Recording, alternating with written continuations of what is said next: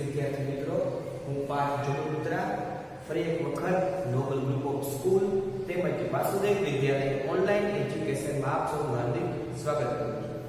વિદ્યાર્થી મિત્રો, ગયા લેક્ચરમાં આપણે ધોરણ 9 વિષય વિજ્ઞાન અને ટેકનોલોજીમાં ચેપ્ટર નંબર 1 આપણી આસપાસના દ્રવ્ય વિશે વાત કરતા હતા, જેમાં આપણે છેલ્લે પ્રવૃત્તિ કરી હતી કે પાણી છે તેની અંદર આપણે મીઠું કે ખાંડ ઓગાળશું, બરાબર, તો શું થશે કે જે તેના કણ છે તેની વચ્ચે છે તે ગોઠવાઈ જશે અને તેની મદદથી આપણે સાબિત કર્યું હતું કે ભાઈ દ્રવ્યના કણ છે, બરાબર, તે સતત નથી, તેઓ કણ સ્વરૂપે છે. તો આજના આપણે વિડિયોમાં આપણે શું શીખીશું કે ભાઈ દ્રવ્ય છે, બરાબર, તેના કણોની લાક્ષણિકતા, દ્રવ્યના કણોની લાક્ષણિકતા આ ચેપ્ટર માટેનો મહત્વનો ટોપિક છે. તો સૌથી પહેલા આપણે વાત કરીએ કે દ્રવ્ય છે તેના કણની લાક્ષણિકતા કઈ કઈ છે, કેવી કેવી છે. તેની મુખ્ય 3 લાક્ષણિકતાઓ છે, બરાબર. સૌથી પહેલી લાક્ષણિકતાની વાત કરીએ તો પહેલી લાક્ષણિકતા આપણે લખીએ કે દ્રવ્ય છે, દ્રવ્યના કણો વચ્ચે જગ્યા રહેલી છે. તો ભાઈ દ્રવ્ય છે તેના કણ વચ્ચે જગ્યા રહેલી છે.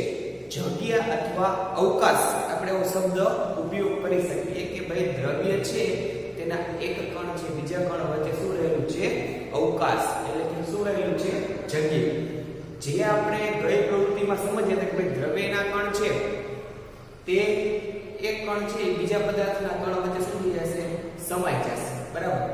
જો આપણે વાત કરીએ આપણે ચા બનાવીએ, કોફી બનાવીએ, બરાબર, તો ચા એટલે કે પાણી છે અને દૂધ છે તેનું મિશ્રણ છે, બરાબર. તો આપણે તેની અંદર ખાંડ ઓગાળીશું તો શું થઈ જશે કે જે ખાંડ છે તેની અંદર શું થઈ જશે, ઓગળી જશે. તેના કદમાં વધારો કે ઘટાડો કાંઈ જોવા મળશે પણ જે ખાંડના કણો છે તે પાણીના અને દૂધના કણ વચ્ચે શું થઈ જશે, ગોઠવાઈ જશે, બરાબર. એટલે આની મદદથી આપણે કહી શકીએ કે ભાઈ જે દ્રવ્યના કણ છે તેની વચ્ચે ખાલી સ્થાન અથવા અવકાશ રહેલો છે, બરાબર. તો પહેલી લાક્ષણિકતા ખબર પડી ગઈ કે ભાઈ દ્રવ્ય છે તેના કણો વચ્ચે જગ્યા રહેલી હોય છે, બરાબર. એના કણ વચ્ચે શું હોય, જગ્યા.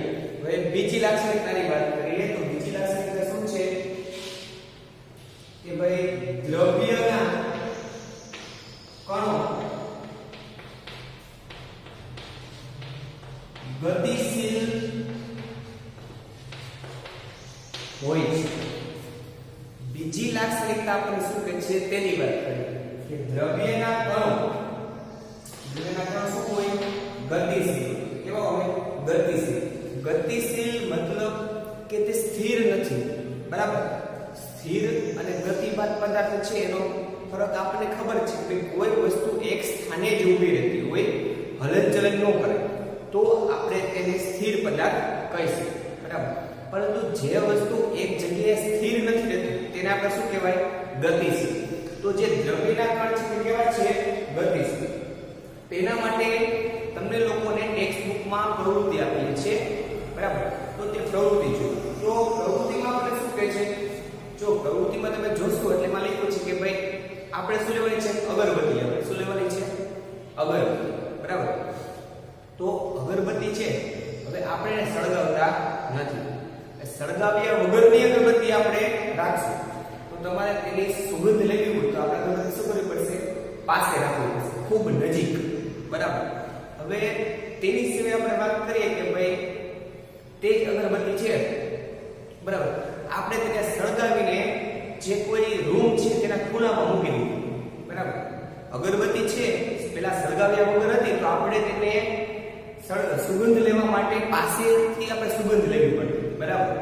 હવે આપણે તેને એક ખૂણામાં જ મૂકી દેવાની પણ શું, સળગાવી તો પણ શું થશે કે તમે જ્યાં બેઠા છો તો આખા રૂમમાં તમને તેની સુગંધ જોવા મળશે.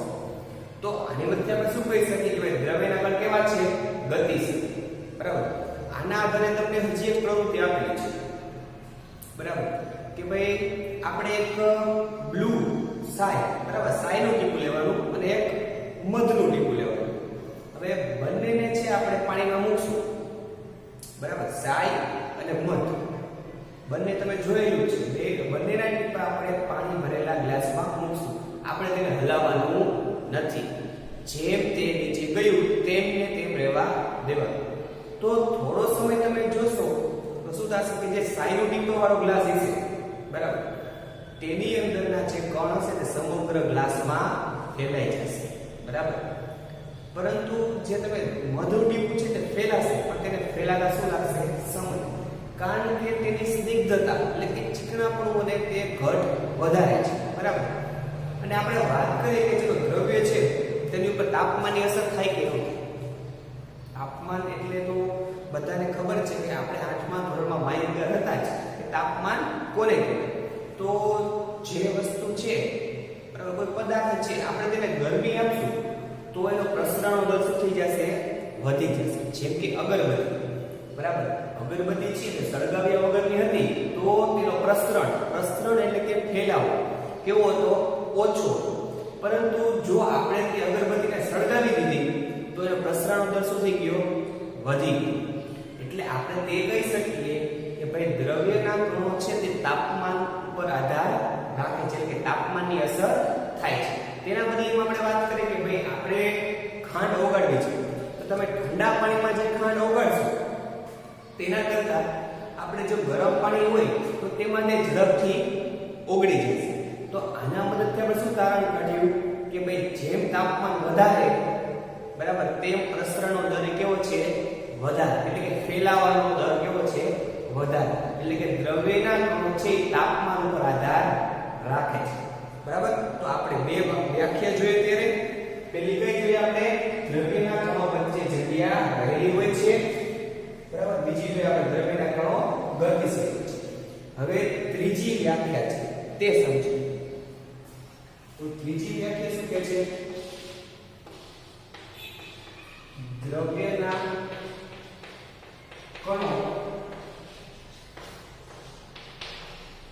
એકબીજાને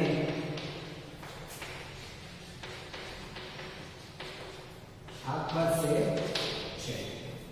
એટલે કે દ્રવ્યના કણો એકબીજાને શું કરે છે? આકર્ષે છે.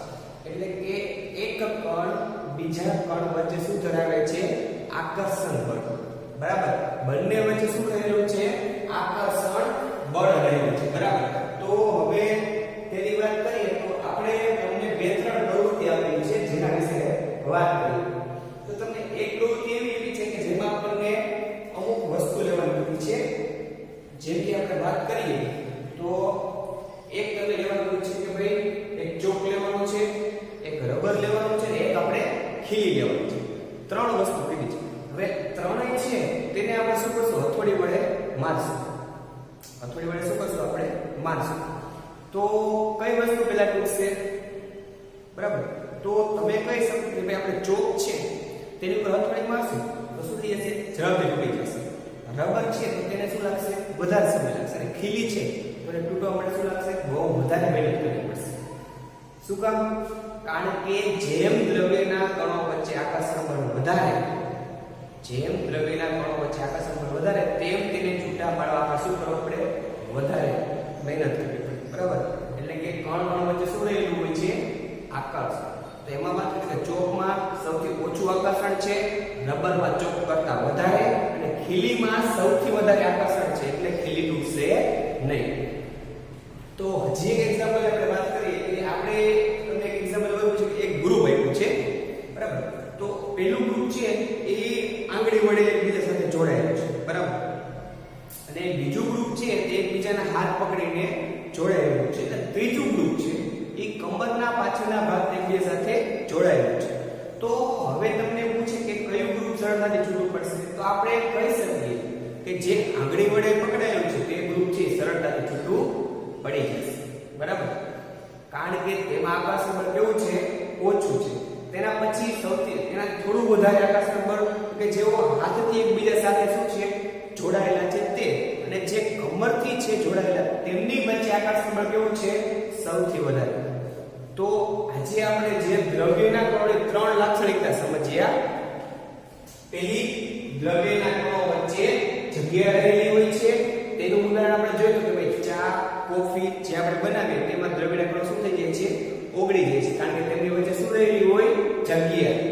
બીજી વાત કરીએ કે દ્રવ્યના કણો કેવા છે ગતિશીલ એટલે કે આપણે અગરબત્તી વાળું એક્ઝામ્પલ યાદ રાખશું કે ભાઈ અગરબત્તી છે તેને સળગાવ્યા વગર રાખીએ તો તે ઝડપથી ફેલાશે નહીં પરંતુ તે જ અગરબત્તીને આપણે સળગાવશું તો તેના કણો શું થઈ જશે દૂર સુધી ફેલાઈ જશે.